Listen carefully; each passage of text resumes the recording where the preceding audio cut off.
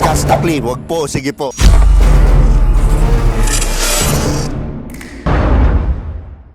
So nandito tayo sa The Old Farm Villa, syempre dito sa Silang Cavite, baka bakasyon muna tayo, di ba? Tanggal-tanggal stress, mga Skynam. Ito nga pala ang paborito niyong Tio, si Tio Bry. At grabe naman yun, nagpupunas para sa akin, di ba? Ikaw na lang kasama mo sa bakasyon, kasama mo sa swimming pool, syempre ang walang iba kundi si Ava Mendez. Agoy! Tapos ka-roommate ko pa. Sana all! Kinontent pa ako nung naghihilik ako.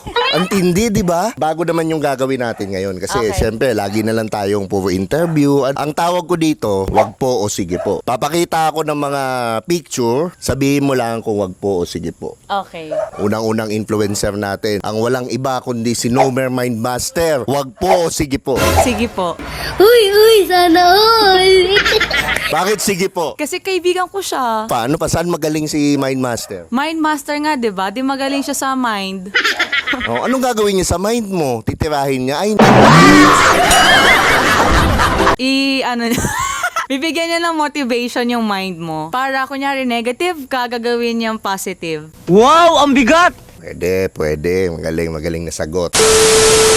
Next influencer, Joshua Agatep. Wag po o sige po. Wag po. Bakit? Hindi ko siya kilala eh. Siyempre, lahat naman hindi natin kilala. Pero nakita mo na siya. Di ba? Kilala mo si Joshua. Nakita mo na, di ba? Nakita ko Oo. siya. Kuya, wag po. Hindi ko alam. Parang hindi ko siya feel. Kaibigan natin yan. Okay, see you soon. Next, Albert Nicolas. Wag po o sige po. Sige po. Bakit sige po? Ang cute niya. Cute siya, isang cutie. Oh, tsaka nakakatawa yan. Next, Real Talk Darbs. Wag po o sige po. Sige po. Bakit? Gusto ko yung mga payo niya tsaka yung mga motivation niya about sa career, business, and especially sa relationship. Gusto mo ba yung mga ganun lalaki magaling mag-advise? Hindi naman, pero actually yung love language and then yung girl language is alam niya. Ayun. Okay, so naminig nyo na. Dapat alam nyo yung love language, di ba? Tsaka girl language.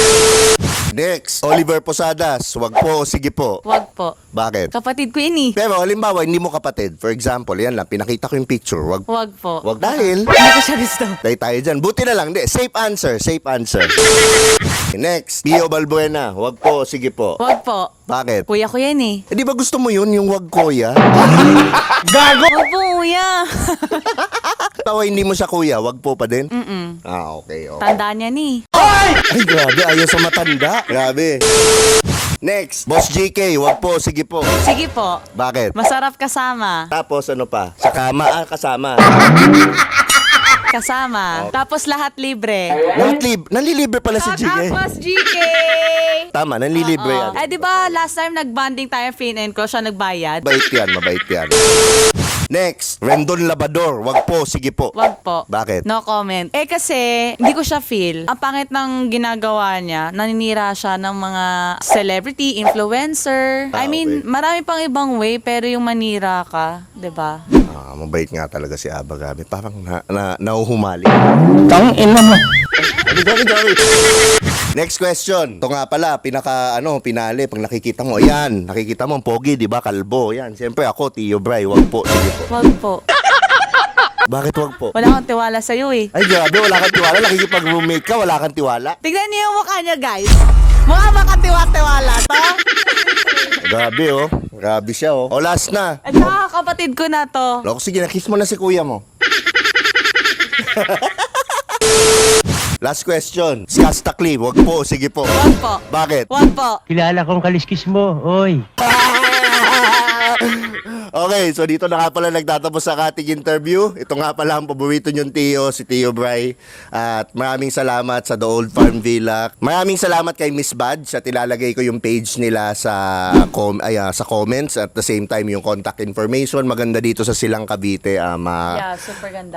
Tapos matatanggal yung stress nyo, nakaka-relax, pampamilya din. Di ba, meron silang 3 bedroom dito. Natanggal ba yung stress mo? Oo naman, grabe. Oo, ikaw yung na-stress ka eh. Oo, ang pangit mo katabi. So yun lang, dito na nagtatapos ang ating interview at maraming salamat.